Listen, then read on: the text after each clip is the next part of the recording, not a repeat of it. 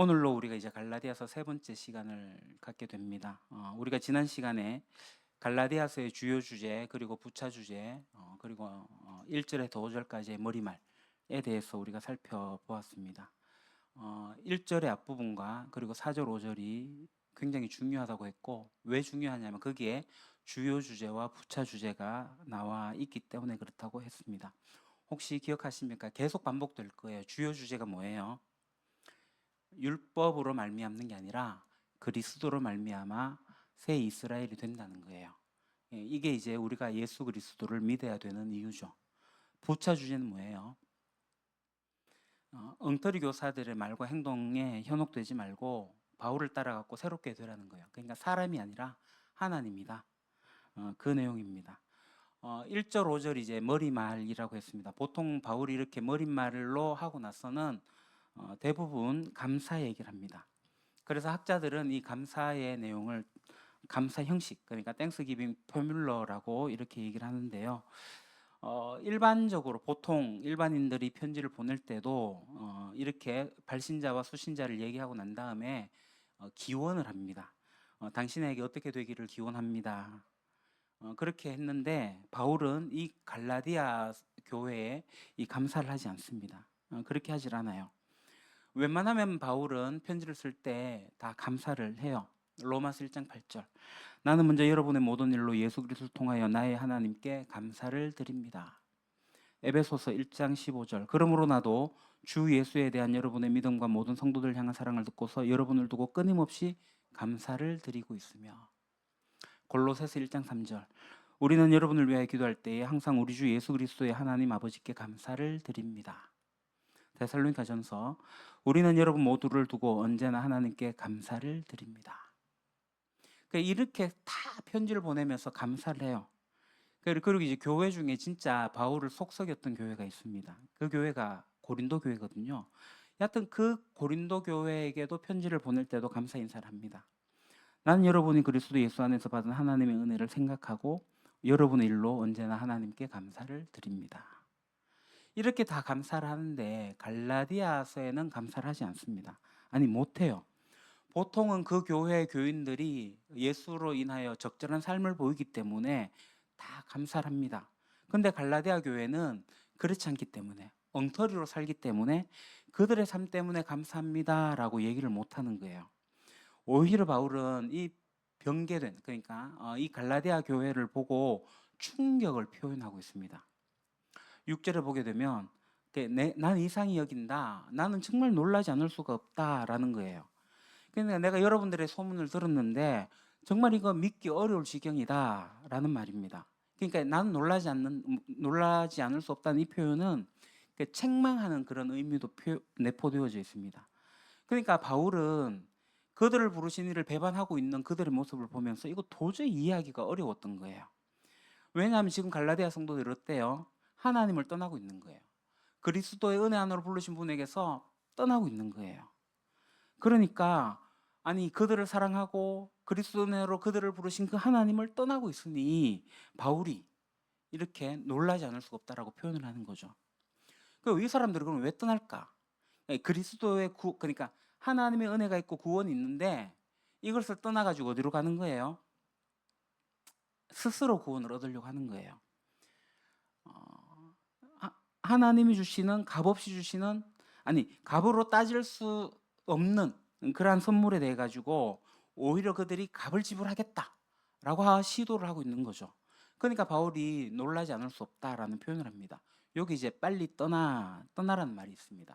이 단어가 군대에서 군인이 무단 이탈하는 거, 쉽게 얘기해서 탈영하게 될 때 사용한 용어입니다. 그러니까 이 믿음의 터 안에서 떠나서 탈영해가지고 딴 데로 간다는 거죠. 그러니까 이 믿음 안에서 떠난다는 뭔 얘기예요? 배교를 의미하고 있는 겁니다. 그러니까 복음을 받아들였는데 이 복음에서 떠난 사람들, 그래서 다른 복음으로 돌아선 사람들은 이제 더 이상 그리스도인이라고 할 수가 없는 거죠. 그래서 바울은 이 갈라디아 교인들에게 배교하는 것에 대해서 경고하고 있는 거예요. 믿음에서 떠나게 되면 무서운 결과가 기다리고 있으니까 바울은 믿음에서 떠나는 것을 즉각적으로 중지하기를 원하는 겁니다. 여기 이제 다른 복음이 나옵니다. 계속 반복해서 나오는 다른 복음. 그러니까 다른 복음이 뭘까? 우리가 이제 갈라디아서를 배워가면서 우리가 좀 더 공부하겠지만, 복음은 뭐예요? 복음은 우리를 부르신 하나님과 관련되어져 있는 거잖아요. 하나님의 은혜로 들어가는 하나님의 구원입니다. 근데 이 하나님을 떠나는 것이 다른 복음인 거죠. 다른 복음으로 간 거예요. 그러니까 하나님께 있으면 은혜도 있고 소망도 있는데, 이제는 은혜도 없고 소망도 없는 그 나라를 섬기려고 하나님의 나라, 그리스도의 나라를 저버리는, 그래서 다른 세상으로 나가게 되는 그런 유혹을 지금 갈라디아 교인들이 받고 있는 거죠. 그리고 이미 넘어가기도 했고 떠나갔다라고 하니까. 그러니까 그러면 그들이 왜 그렇게 다른 복음으로 넘어가는가? 거기에는 이제 거짓 교사들, 엉터리 교사들이 와가지고 그 유대주의자들이 이방인 신자들이 구원을 받으려면은 유대 율법과 관습과 뭐 특별히 할례 의식 이런 것들을 수용해야 된다라고 가르친 거죠. 그러니까 이들이 가르친 게 뭐예요? 예수 그리스도 믿는 믿음 그걸로 부족해라고 얘기하는 거예요. 그걸로 충분하지 않아. 다른 게 더 필요해. 믿음 플러스 알파가 더 필요하다라고 가르친 거예요. 근데 그 갈라디아 교인들이 그게 현혹되었고 빠져들게 된 거죠. 그러니까 이 유대주의자들은 구원이 선물이라는 이 복음의 진리를 왜곡하고 훼손한 거죠. 너네가 행위로 보상을 받아야 돼. 행함으로 되어져야 돼라고 이야기하는 겁니다. 그러니까 바울이 지금 격분한 거죠. 예수님은 그 유대인들뿐만 아니라 오늘 우리에게도 모든 사람에게 적용될 수 있는 구원의 선물을 주셨어요. 구원을 얻는데 필요한 유일한 조건은요, 그리스도를 믿는 믿음입니다. 그래서 성경은 그렇게 얘기합니다. 그 은혜에 의하여 믿음으로 말미암아 구원을 받았다. 하나님이 베푸신 은혜가 이미 우리에게 있고 그것을 우리가 수용하는 거, 이거 받아들이는 걸 믿음이라고 하는 거예요.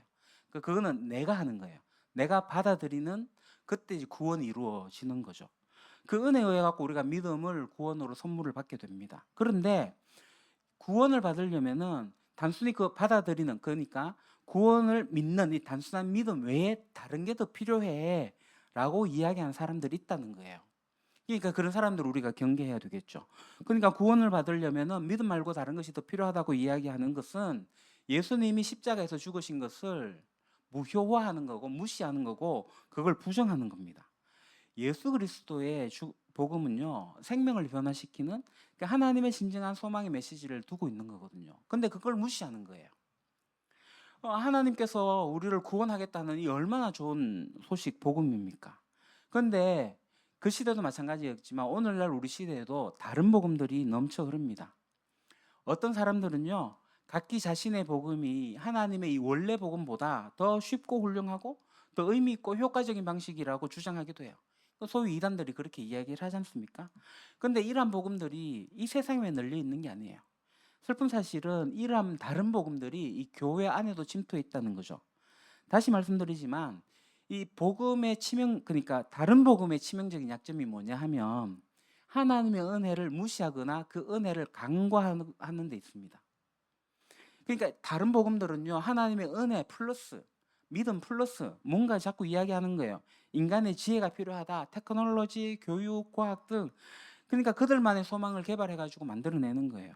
그러니까 현재 물질적인 이 세상에 한정되어 있는 어떤 사상들과 인본주의, 물질주의, 결정론, 과학주의 그런 것에 의미를 부여하고 신적 가치를 부여하고 그리고 자기의 노력들을 미워하는 이런 것들을 하고 있습니다. 그러다 보니까 교회 안에도 자의적인 영성 개발, 어떤 도덕적인 진보, 어떤 프로그램들을 통한 자기 완성, 심지어는 환생까지도 바라보고 있는 거예요. 교회 안에 다른 복음들이 있습니다. 거기에 현혹되지 마십시오. 그럼 이렇게 생각할 수 있을 거예요. 아니 목사님 풍성한 삶으로 살아가게 된다는 것에 대해서 이렇게도 해라 하고 저렇게도 해라 그러는데 그거는 행함이 아닙니까? 그거는요, 구원받는 조건이 아니에요. 구원을 이미 받은 자가 누리는 하나님의 자녀로서 살아가는 삶의 방식입니다. 그래서 우리가 이 성경의 진리에 비추어 가지고 우리 자신과 우리의 믿음을 분석해 봐야 됩니다. 그래야지 우리가 다른 복음으로 빠지지 않을 수가 있어요. 근데 지금 바울이 뭔 얘기를 해요? 너희가 다른 복음으로 쫓아간다, 다른 복음을 쫓는다라고 얘기합니다. 여러분을 그리스도의 은혜 안으로 불러주신 분에게서 여러분이 그렇게도 빨리 떠난 정도가 아니라 아예 다른 복음으로 넘어갔다. 그걸 내가 놀라지 않을 수가 없다. 이렇게 얘기하는 거예요. 그렇게 이제 6절에 바울이 이야기하고 나서 7절에 뭐라고 합니까? 다른 복음이 있다 없다? 다른 복음은 없다. 다른 복음이 있는 것은 아닙니다. 라고 얘기를 해요. 다만 뭐라고 해요? 여러분들을 교란시켜서 여러분들을 속여가지고 그렇게 하는 거예요. 그래서 복음을 변화시키려고 하는 거예요. 복음을 왜곡시키려고 하는 거다라는 겁니다. 그래서 이 그리스도의 복음을 받아들이는데 그걸 왜곡해가지고 그리스도의 복음을 포기하게 만들어버리는 거죠. 그러니까 지금 유대주의자들이 가르치는 것은 전혀 복음이 아니라는 겁니다. 완전히 다른 거라는 겁니다. 여러분, 하나님께서 우리에게 유일하게 주신 그 죄사함의 길은 뭐냐면 오직 예수 그리스도밖에 없어요. 그 예수님을 구주와 우리의 주인으로 믿는 믿음밖에 없습니다. 그 외에 다른 어떤 사람이나 방법이나 혹은 어떤 의식으로 우리가 영원한 생명을 얻을 수 있는 게 아니에요. 어떤 사람들은 뭐 개방적인 사고와 어떤 관용을 주장하기도 합니다. 이걸 이제 종교다원주의라고 그러는데요. 사람들은 모든 종교들이 동일하게 하나님께 이르는 길이 있다라고 그렇게 이야기하기도 합니다. 오늘날 자유로운 사회에서 그들이 자기의 종교적 권위를 주장하는 것은 그 주장할 권리는 있습니다. 그러나 그것이 그들이 반드시 바르다, 옳다라는 것을 보장하지는 않죠.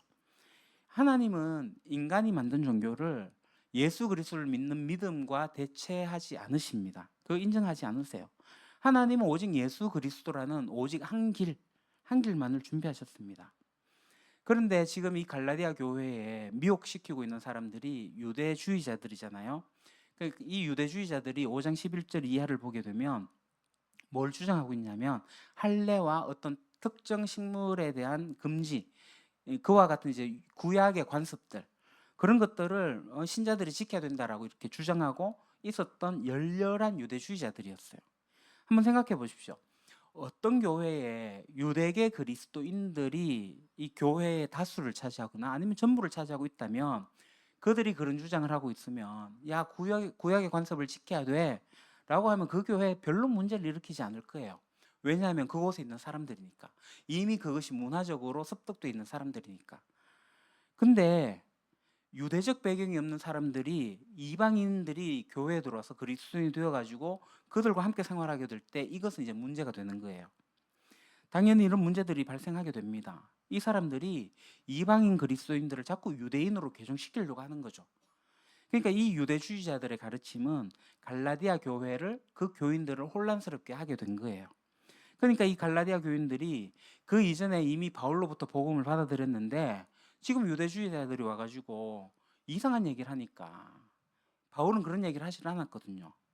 그 유대주의자들이 뭘 어떻게 해요? 자꾸 왜곡을 시키고 있는 거예요. 그러니까 이 갈라디아 교인들이 현혹되어 갖고 넘어가 버린 거죠. 여기 이제 그리스도의 복음이라고 나오는데 이 그리스도의 복음은 두 가지 의미가 있습니다. 첫 번째가 이제 주어 성격으로서 예수님이 우리에게 주신 복음을 얘기하는 겁니다. 또 그리스도의 복음은 이제 목적 성격으로서 그리스도에 대한 복음으로 이야기할 수 있습니다. 그러니까 예수님이 복음이다라는 얘기인 거죠. 여하튼 이 두 가지 주어 성격이든 목적 성격이든 어떤 사용 용례에 따르든 간에 예수 그리스도의 복음으로 우리가 그리스도인이 되는 겁니다. 갈라디아 교인들도 마찬가지고요. 그러니까 이 갈라디아 사람들은 유대교의 방식들, 그러니까 유대율법과 유대의 관습 이것에 대해서 전혀 모르는 무지한 헬라인들이었어요.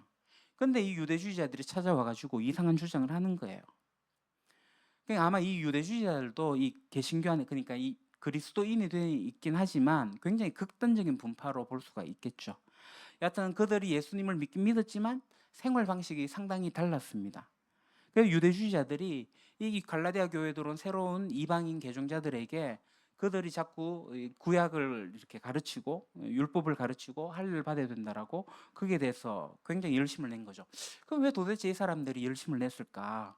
뭐 세 가지 정도로 생각해 볼 수 있는데 유대교와 새로운 기독교 신앙을 통합하고자 하려는 어떤 소망, 그들만의 세계에서 그게 진짜 아름다운 소망이었을 것 같기도 해요.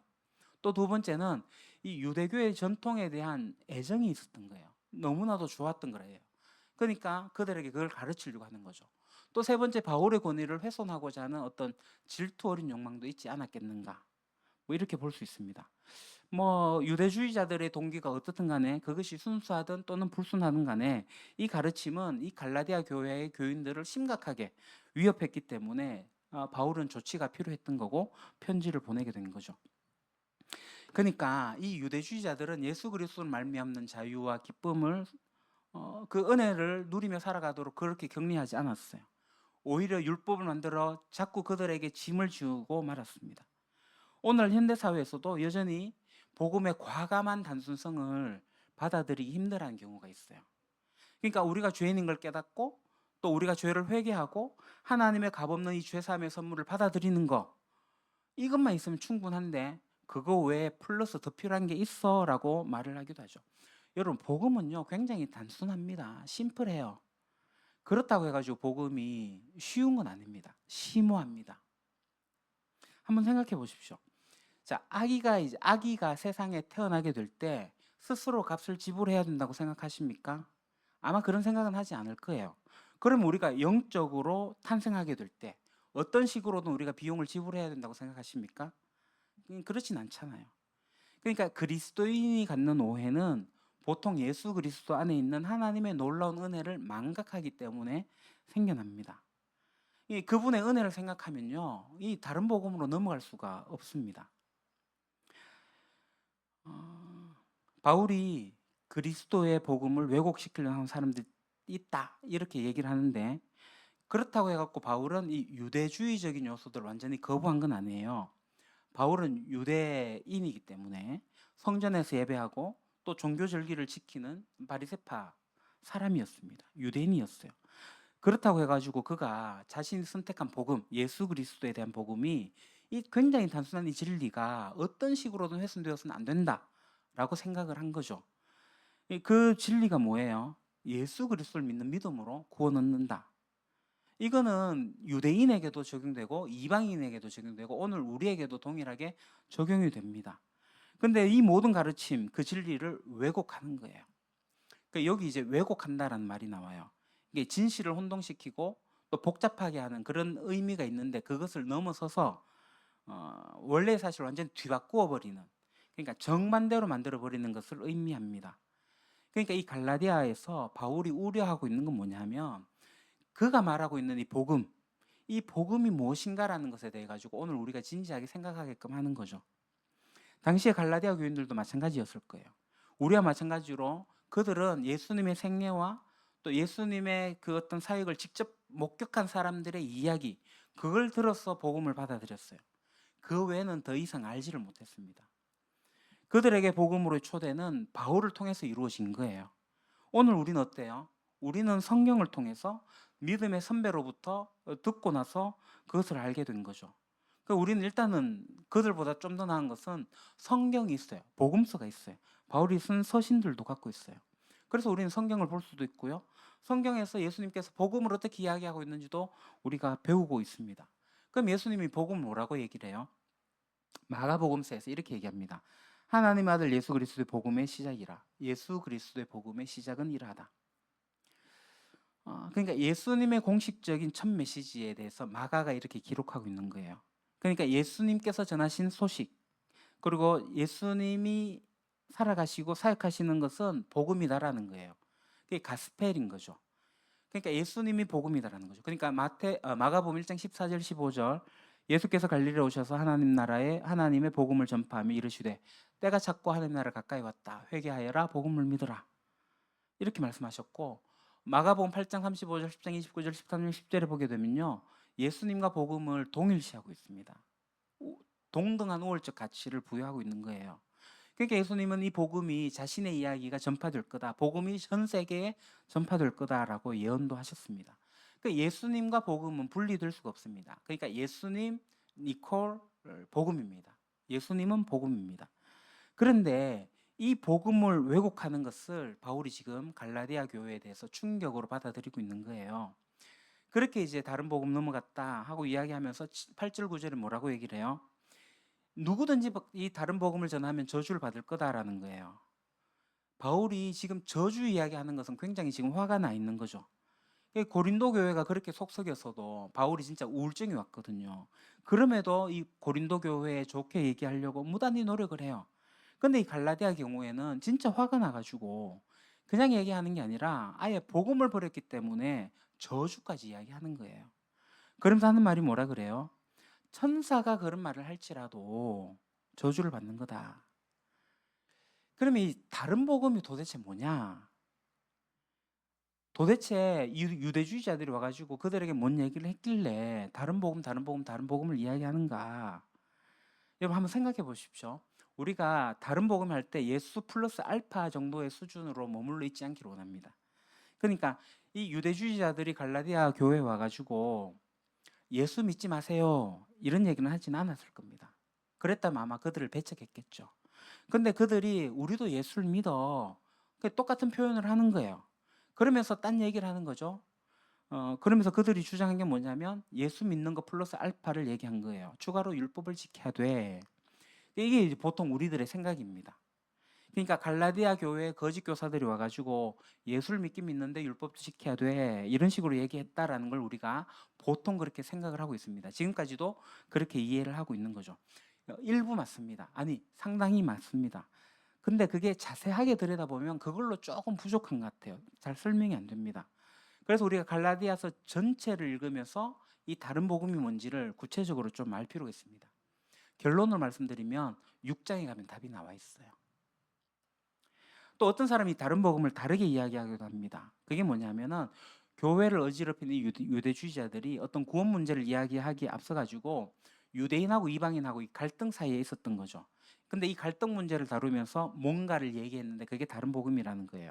그러니까 당시에 유대인들은 우월주의가 있습니다. 선민의식이 있었고 민족주의적인 의식이 있었는데 그것 때문에 이방인들을 하대한다거나 해가지고 하는 어떤 문제가 있었다. 그래서 이것을 해결하기 위해서 이야기를 하게 되는데 그게 설명되면서 이상하게 흘러가서 그게 다른 복음이다 라고 주장하기도 합니다. 근데 그게 다른 복음은 아닌 것 같아요. 그러니까 유대인과 이방인의 갈등을 가지고 이야기하는 것은 좀 설명하기가 어려운 것 같고요. 아까도 얘기했다시피 우리는 복음 플러스 알파가 다른 복음이다. 이렇게 생각하고 있는데 그 정도만 해도 여러분 충분히 괜찮습니다. 근데 조금 더 우리가 깊이 생각해 봐야 될 것 같아요. 그건 나중에 이 말미에 가서 그러니까 이 시리즈의 말미 마지막 6장 가서 제가 말씀드리겠습니다.